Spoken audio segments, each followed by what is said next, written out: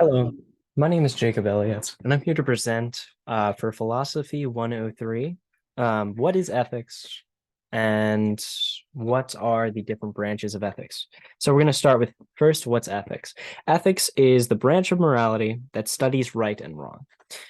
First off, we have metaethics, then we have normative ethics, and then we have applied ethics. So we'll start with metaethics. Metaethics is what is morality?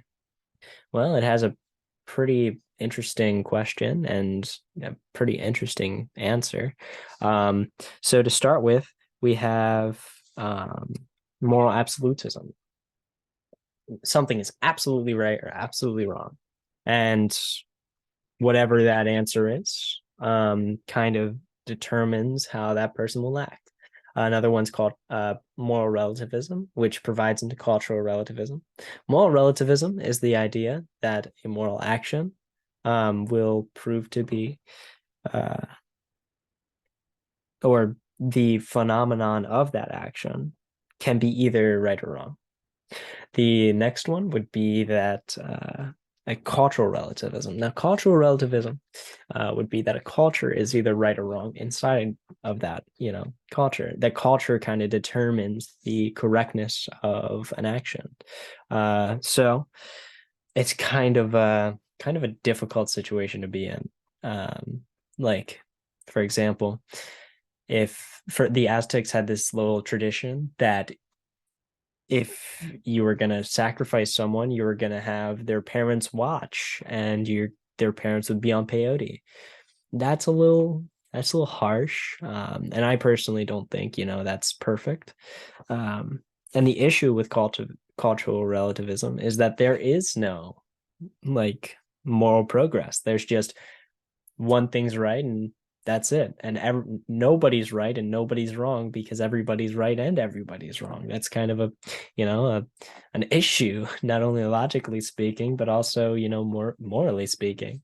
Um, the next one would be moral anti-realism, and this is the last for metaethics. Moral anti-realism is that there are no moral facts. And a portion of that's called moral subjectivism. Um, that moral statements can be true or false, uh, right or wrong. And this only applies to attitudes.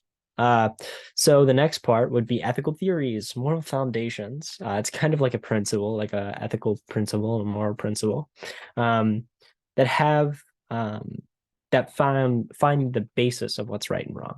So my theory is that I don't think that killing people is cool.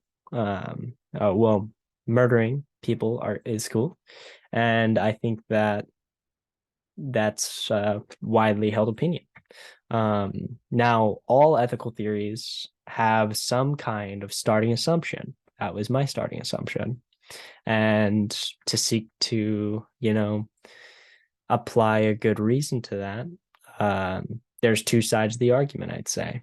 One, more murdering is wrong because it hurts the individual because they're innocent.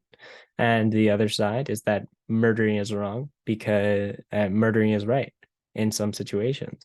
Because um, let's say I kill an individual because they're in a drunken craze and they want to kill me. That's protection of myself.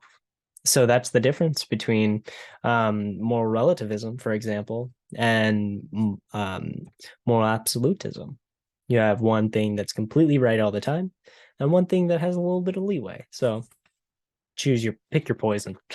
The next part would be normative ethics. It tells people how they should act, what's right and wrong, a theory of what's good. So how do we know what it is to be good?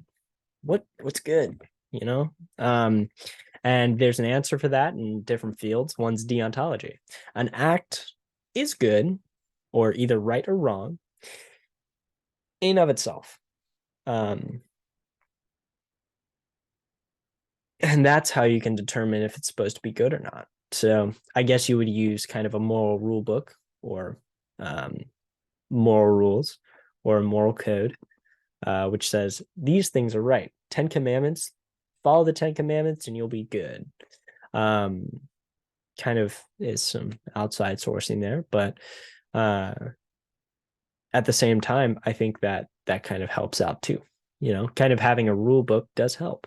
Um, but the next part of it with that or normative ethics would be consequentialism. What I do doesn't matter as much as what happened. So the consequences of my actions are really the things that should be judged, not the thing that I do. And then there's applied ethics. How does the application of my whatever I did um, turn out? And how do these ethics go into real world problems? So like, let's say I, for example, have to throw someone in front of the trolley to derail the trolley, um, so that 5 people don't die. Um, that would be an example of me having to act out to apply my ethics in a situation. That's never easy to act out the situation as much as it is to think about it, to theorize about it. So that's ethics, and that's my interpretation of what I've learned so far inside of ethics. And now the next part is explaining how ethics will help me in my major or career. So it's going to help me be able to distinguish what's right and wrong. It's going to help me distinguish, kind of how I should act in certain situations. It's going to help me inside of the workplace, and it's going to help me inside of school. My major and career options are there's psychology and computer science. Learning how to do algorithms, that's going to be really important for ethics, because an ethical algorithm is a good algorithm, trust me.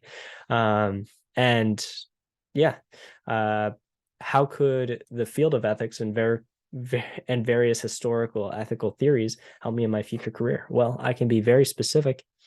If I want to go into any kind of career, there's going to be people there, and to be able to articulate an opinion, to be able to use logic, to be able to use ethics, to be in the right, is going to help me move forward on that ladder. Not only that, but it's also going to help with a lot of other, things in life. It's going to help me be a better person. It's going to help me be liked. It's going to help me from, not stealing the fridge, not stealing food inside of the company fridge because it has someone else's name on it, because that's the wrong thing to do. And I'll know that. And granted, I would have known that before, but I can apply it more because I can learn the logic behind it.